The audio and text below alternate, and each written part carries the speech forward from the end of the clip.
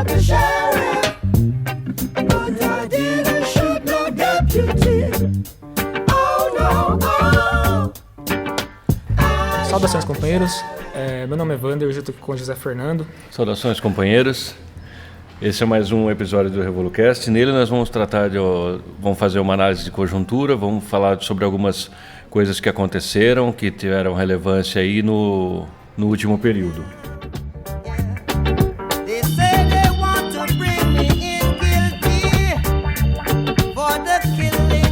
Bom, o primeiro assunto que eu coloquei na pauta para a gente destacar e comentar é um assunto que, por incrível que pareça, a gente não comentou, que foi a soltura do Lula.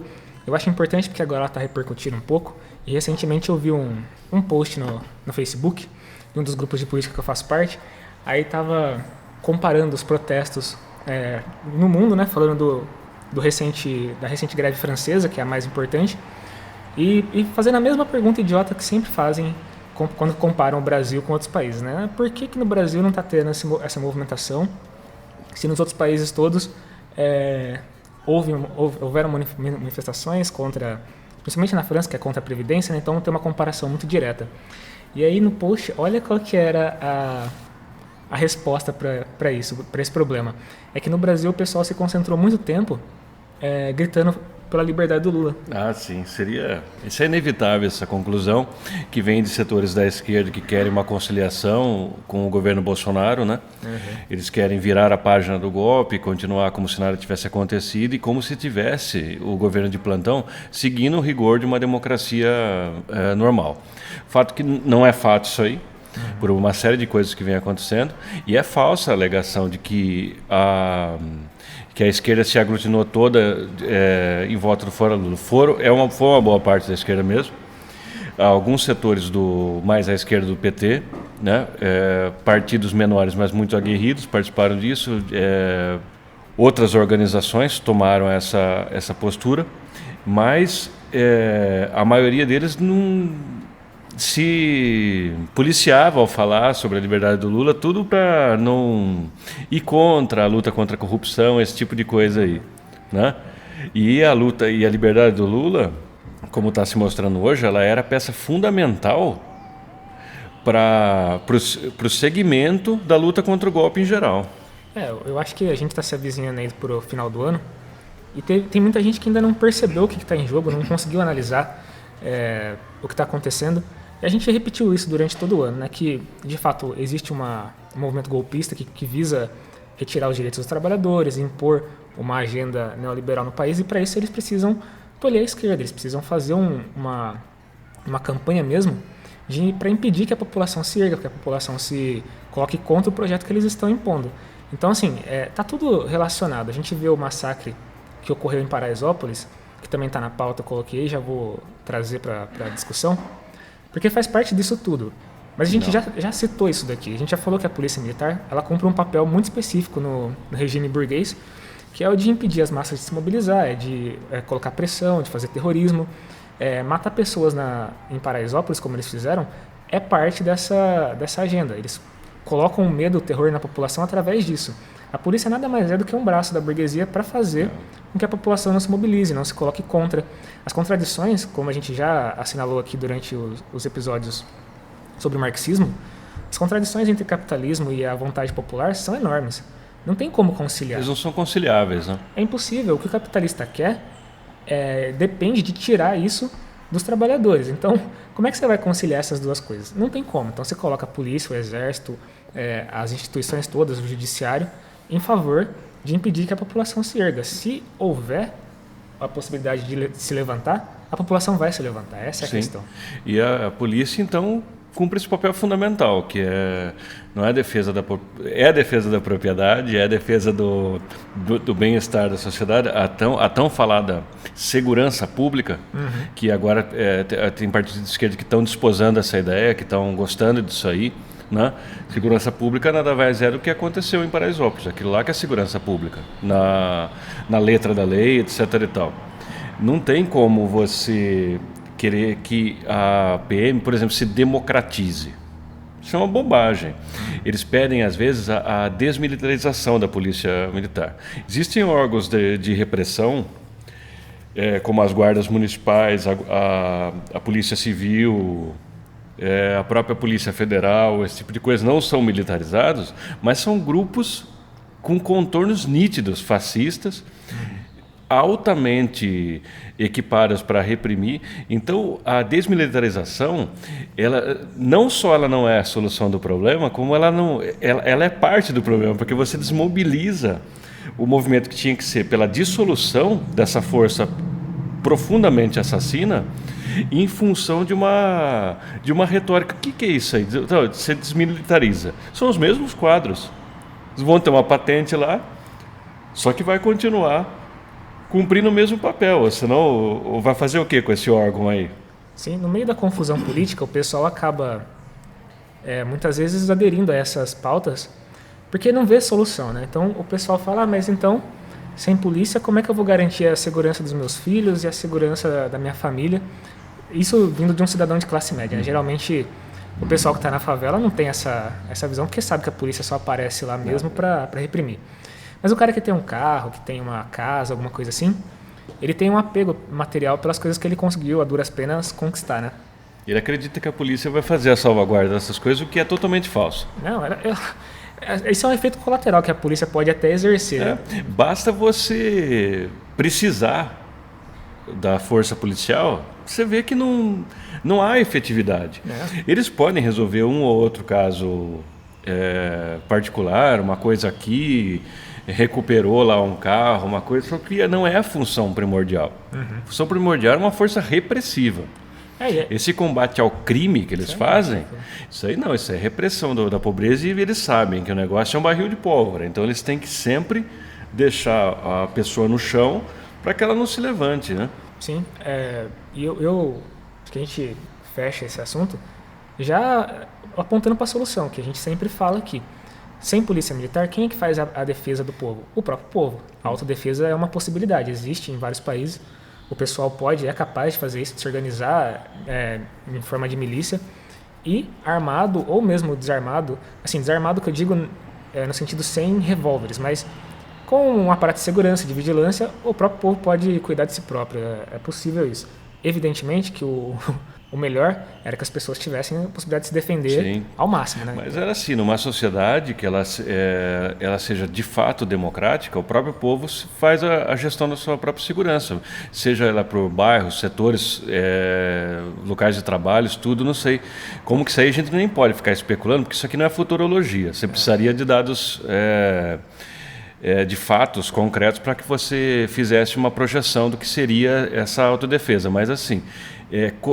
na falta de uma proposta, por exemplo, assim, mais acabada, mais concreta, você achar que continuar com a instituição da Polícia Militar atuante é uma boa coisa, você precisaria ver os números que eles soltaram aí.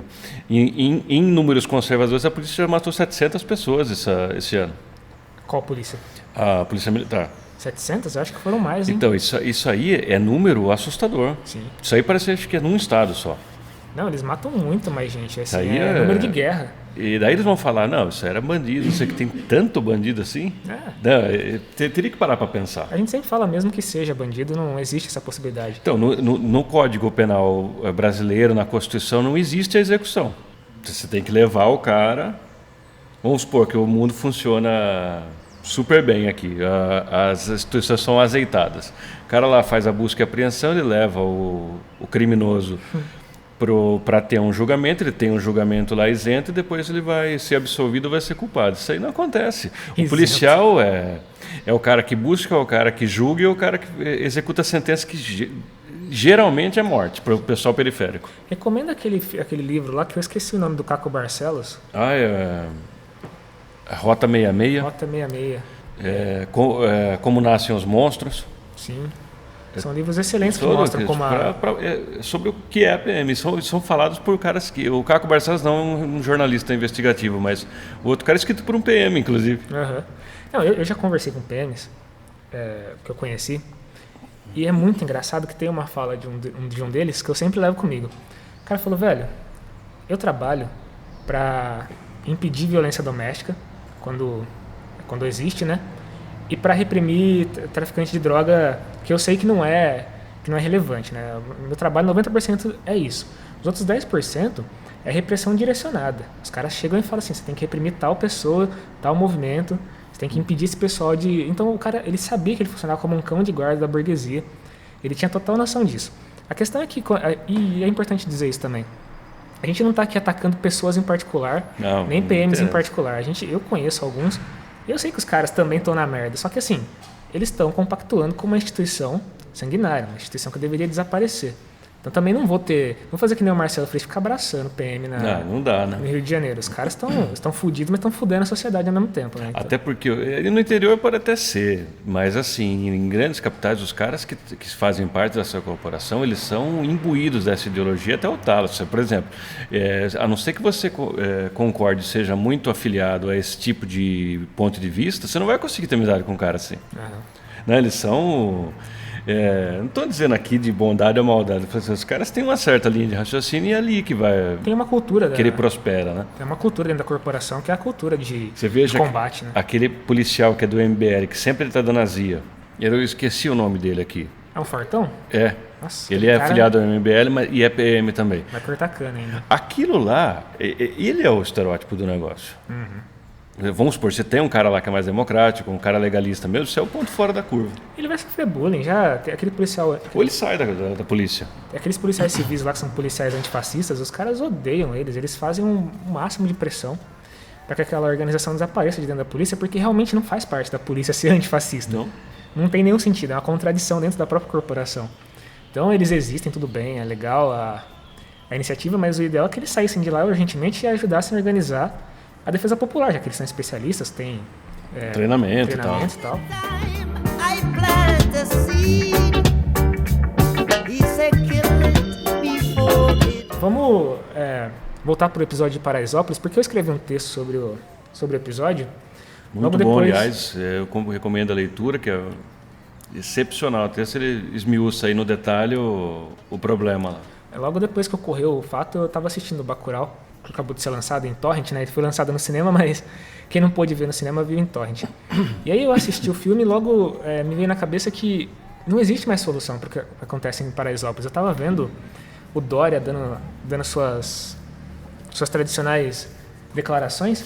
E, em primeiro lugar, ele falou que não, que os policiais seriam averiguados, que tudo aquilo que aconteceu seria investigado e tudo mais, que os policiais seriam punidos.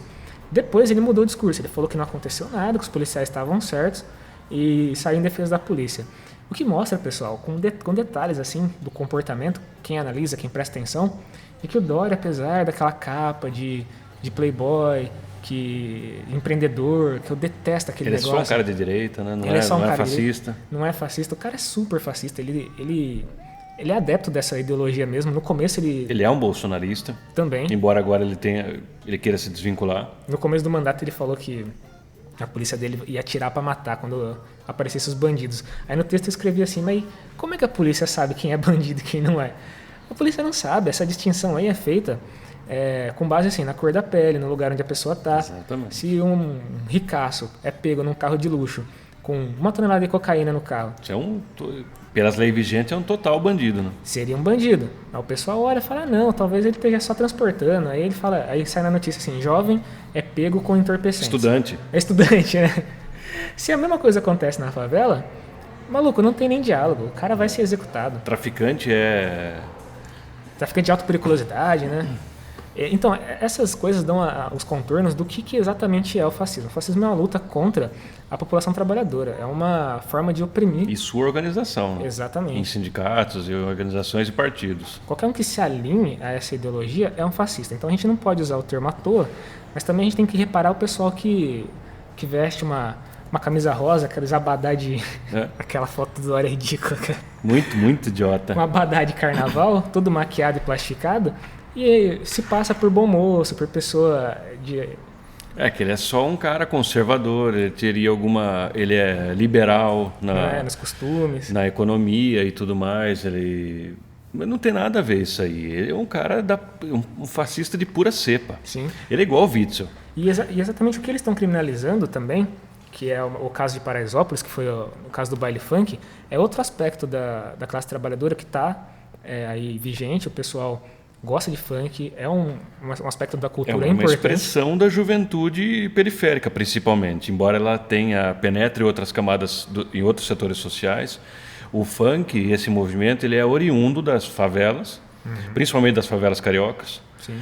E com o tempo e com a abrangência que o estilo ganhou, na figura desses MCs mais conhecidos e tudo mais, ele acabou ganhando a juventude do país todo. Né? Uma expressão da juventude, principalmente da juventude periférica. Por isso é tão combatido. Sim. A pessoa não quer que a população se organize, se divirta. Tem um documentário que eu queria recomendar que chama Entre Mundos, que é da Le Monde Diplomatique, Brasil. Eles filmaram assim Paraisópolis e também filmaram uma reunião de condôminos do bairro do Morumbi, que faz fronteira com a... São fronteiriços, né? O festival de fascismo que você assiste ali é brincadeira. O documentário é meio contemplativo, tem que ter paciência para ver, porque não tem nenhuma narrativa específica, né? A narrativa é mais contemplativa, mas ali você vê o que é a população do Morumbi, o que eles querem. Eles várias vezes aventam a possibilidade de terraplanar tudo, de desaparecer aquele lugar. Tem uma mulher muito engraçada que ela fala assim: pô, o pessoal não para de ouvir funk altas horas da madrugada na minha... Funk não, samba. Na porta da minha casa, ela mora num condomínio de luxo ali, perto. E fala que ela não aguenta mais, ela tá de saco cheio, não aguenta esse pessoal. Aí corta pro pessoal o que eles estão cantando lá e o que eles estão fazendo. É um monte de operário fudidos, os caras tá destruído. Né?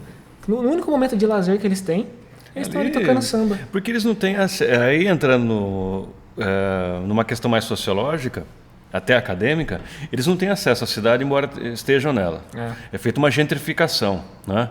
E mais, considerando no caso específico da capital paulista, mais e mais o centro ele sofre esse processo e as diversões, os aparelhos culturais, todas essas coisas elas vão se afastando. O Dória, inclusive, ele tem reservas enormes contra as viradas culturais. Ele está impedindo, né? Então, que era um acesso do povo ao centro, aos veículos de cultura, etc. e tal.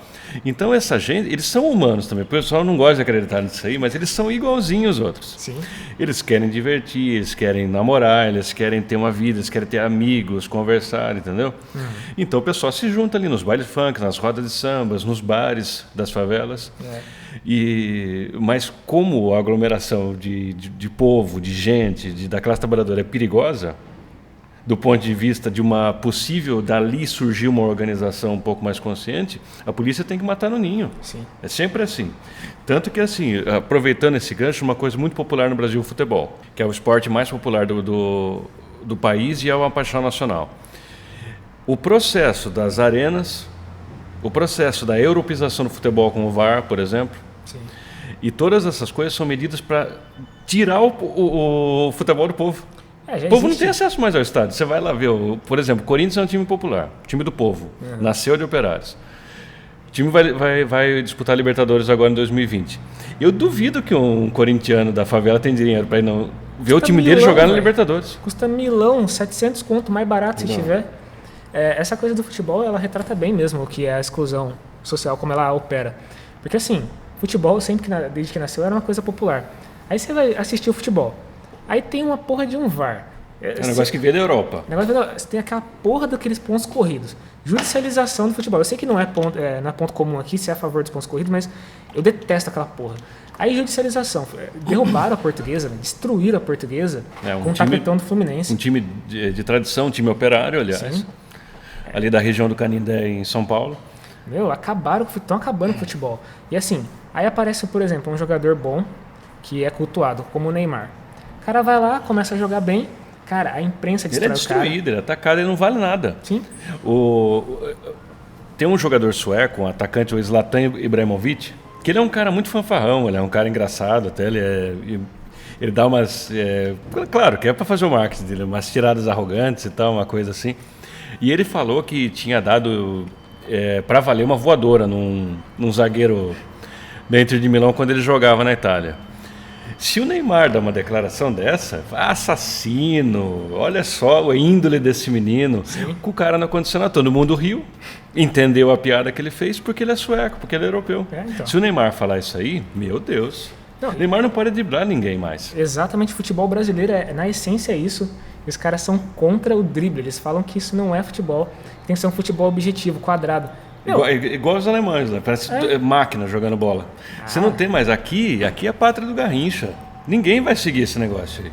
é uma tentativa tosca de elitizar e de restringir mesmo. Eu não quero ver Brasileirão pontos corridos com VAR e decisão judicial. Acaba o jogo, o presidente do time vai ficar dando azia, dando Entra hérsia lá. no Tribunal Desportivo. Ah, se for pra decidir o jogo assim, eu prefiro assistir o julgamento no tribunal. Então, eu espero o jogo Olha acabar. lá, ele vai entrar com a ação, hein?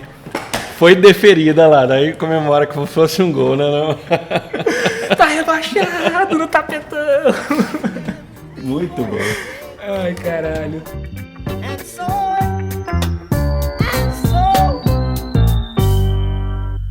really tender. Ou então, seguindo a linha de raciocínio, essa questão da elitização e do fascismo tem uma origem comum, né? A origem é essa, é impedir o pobre, o povo de acessar mesmo os espaços e ter alguma diversão, alguma organização, algum grau de autonomia. Tem mais um ponto que eu queria comentar, que é o segundo ponto aí da pauta, que também é muito interessante, a gente não teve a oportunidade ainda de falar, mas está na ordem do dia, vai continuar no ano que vem, que são essas ameaças veladas que o Paulo Guedes fez, o Bolsonaro também, a respeito de um novo AI-5. Tem uma coisa engraçada sobre ditaduras e sobre... Engraçada não, né? Trágico. É tragicômico. Sobre ditaduras e regimes totalitários, é que eles começam, aos poucos, vão galgando, né? Os próprios militares falaram que eles vão fazer aproximações sucessivas. Mourão. Mourão disse isso, né? A fala dele. E o que a gente verifica nos últimos tempos é exatamente isso. As falas que eu destaquei são as seguintes, ó. Do Paulo Guedes, a primeira. Não se assustem se diante de uma situação semelhante à de convulsão social, a população venha pedir o novo AI-5. Que população é essa que ele está População falando? nenhuma. É ele que vai pedir. É a classe média, os Aquela militares. corja lá. E tem uma outra que é do Eduardo Bolsonaro, que ele falou um pouco antes do Paulo Guedes. Em entrevista a Leda Nagli, né? Nossa, Isso aí que mulher. repercutiu pra caramba. Esse daí ele até deu uma recuada porque ele percebeu que deu muito na cara. Que ele falou assim, se a esquerda radicalizar, uma das respostas do governo poderá vir via um novo AI-5. E aí o Heleno, entrevistado... O Heleno, para quem não sabe, companheiros, ele é chefe do gabinete é como se fosse da inteligência. Segurança institucional chama o negócio. É o que seja, é o cara que espiona todo mundo. Ele concordou com o Eduardo e falou assim, ó, se ele falou tem que estudar como fazer. Ou seja, tá concordando. Meu, esse negócio aí, não vamos ter nenhuma ilusão. Esse negócio aí deve ser assunto, pauta em tudo quanto é reunião desses caras aí. Eles só estão procurando a melhor hora. Exatamente. Já está na cabeça dele que eles vão fazer isso aí. Porque eles sabem muito bem que esse pacote de medidas aí, a cada pacote de medidas, eles destroem mais a condição de vida do povo. Chegaram ao absurdo de taxar um cara que acabou de perder o emprego, no seguro-desemprego, para manter um programa de emprego fajuto que eles criaram, que cria uns empregos voo de frango ali de R$1.000 por alguns meses, só para desonerar o empresário. E eles sabem que isso aí tem um destino só, convulsão social. Isso aí não se para com PM só, se para com ditadura militar. Exatamente. O que você está falando se vê refletido muito claramente em dois sintomas bastante eloquentes. O primeiro é que o preço da carne subiu bastante, ocorreram dois saques em diferentes regiões, eu não me recordo agora exatamente onde, e houve um assalto agora, acho que foi hoje ou ontem. Que roubaram uma maminha? Não, deve estar compensando. Né? Roubaram um caminhão de carne. Os caras estão... a carne virou um artigo de luxo. Então, assim, essas coisas são sintomas que mostram para onde que a gente está caminhando, que é para uma convulsão social, obviamente. Você dá um emprego de milão e cobra 40 pau no quilo da carne, assim... Que é isso? Você não consegue sustentar uma família de 5 pessoas vai passar fome nessas condições. Né? E fora isso, companheiros, teve a retirada da desoneração da cesta básica, ou seja, os itens de consumo amplo dos setores populares da sociedade teve um aumento de preço. A cesta básica. Viu? Quem faz isso aí é fascista e tem no horizonte que isso só pode ser sustentado com golpe. Ou seja, eu fiquei sabendo essa semana que tem uma especulação, né?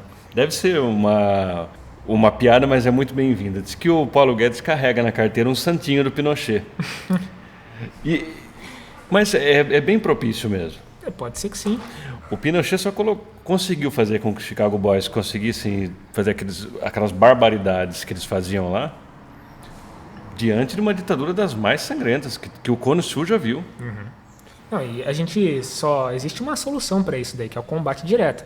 Então, assim, o pessoal chama para mobilização, o Brasil ainda não está se mobilizando, mas, assim, a realidade clara é que por baixo dessa calmaria existe todo um movimento ocorrendo de rebeldia. Vai acontecer, é inevitável. Se as medidas continuarem sendo colocadas, elas vão levar a isso. Qual que é o único remédio que eles enxergam, sendo fascistas como são? O AI-5. Sim. Essas declarações são a expressão disso, exata.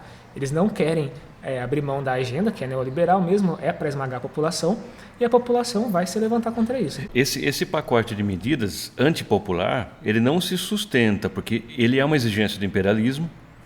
E como esse pessoal são lacaios das políticas imperialistas no país, como tem o Macri na Argentina, perdeu a eleição, como tem o Lenin Moreno no Equador, e assim vai. Várias coisas. Todo o continente sul-americano, ele está extremamente na ponta da baioneta do imperialismo. E esse povo aí, pelas medidas que são tomadas depois da sublevação do povo, como foi no Chile, como foi no Equador, é não retroceder. Parece que eles não vão querer tirar a carta do baralho, por exemplo, colocar um cara mais digestivo para as massas, para que faça uma concessão e aquilo funcione como um colchão entre as medidas e o povo. Eles não estão, companheiros, não se iludam, dessa vez eles não vão aceitar isso aí. Para eles o Ciro Gomes já seria demais. Eles não aceitariam já. Eles querem... Você viu qual é a opção deles? Não, você vai se levantar contra as minhas medidas? Tanque de guerra. Exatamente. É só isso. Recentemente, houve a criação do partido fascista do Bolsonaro, que é a Aliança pelo Brasil. Muita piada foi feita a respeito do Aliança pelo Brasil, dizendo que... Até pelo logo, né? Comparando a aliança com o Brioco, é a coisa mais engraçada que os memes são uma instituição no Brasil, tem que ser preservadas. Mas a questão não é essa. A questão é que a criação desse partido também aponta para a necessidade de haver um partido puro sangue de fascistas mesmo. É a institucionalização desse movimento fascista que cresce no Brasil demais, né? A gente separou, então, O fascismo tem uma casa, vamos dizer assim. Exatamente, eles fizeram um estatuto. O estatuto foi muito engraçado. Eu até separei as cláusulas para ler rapidamente para a gente comentar, porque elas revelam exatamente o caráter fascista e delirante também da... Antes disso, só queria fazer uma colocação sobre a necessidade desse partido, que pode passar despercebido e é muito importante que se entenda. Esse Aliança pelo Brasil, poderia ter qualquer outro tipo de nome, ele é a institucionalização do movimento fascista, da escalada fascista no Brasil. É um partido de extrema-direita, puro sangue, como o Wander colocou. Mas por que não? Mas o Bolsonaro não foi eleito pelo PSL? Não. Aquilo é uma legenda de aluguel. Tanto que se viu o que aconteceu com ela, está se esfarelando. Apesar de ficar milionário agora com o fundo partidário destinado a ela pelo resultado eleitoral de 19, a gente pode fazer um prognóstico que isso aí vai entrar em colapso em breve. Vai. Porque assim, todos os fascistas vão aportar agora na aliança. Você vai ver muita gente boa entrando lá, entendeu? Um pessoal que estava com vergonha, não se sentia representado, achava que o PSDB era de esquerda, agora eles encontraram uma casa. Eles estão à vontade para desposar essa ideologia fascista deles. Então eu vou narrar um pouco do que é mediante as cláusulas de quem quer fazer parte da Aliança pelo Brasil. Olha só que loucura. Defesa da democracia, da soberania popular, representação política e da dignidade humana e limitação do poder. Isso aí já é um absurdo. Esse parágrafo aí eles escreveram qualquer coisa. Qualquer coisa. O respeito aos valores culturais, religiosos e identidade do povo brasileiro. Mentira também. Você olha e fala, nossa, que pessoal democrático, né? Aí você vai, agora começa a brincadeira mesmo. Defesa da vida desde a concepção. Vejam só. E do direito da legítima defesa, inclusive por meio da garantia do acesso às armas como seu colorário necessário. Aí tem uma série de demagogias. Isso é só demagogia. A questão de vida... Ataque contra os direitos reprodutivos da mulher, etc, etc. Num parágrafo só, eles misturam o direito de portar armas que eles fingem que querem, né, mas na verdade não querem. E também fazem um ataque, como você disse, ao direito reprodutor da mulher, com essa falácia de que a vida começa na concepção. Discussão idiota. Você tem que dar o direito democrático do aborto. Sim.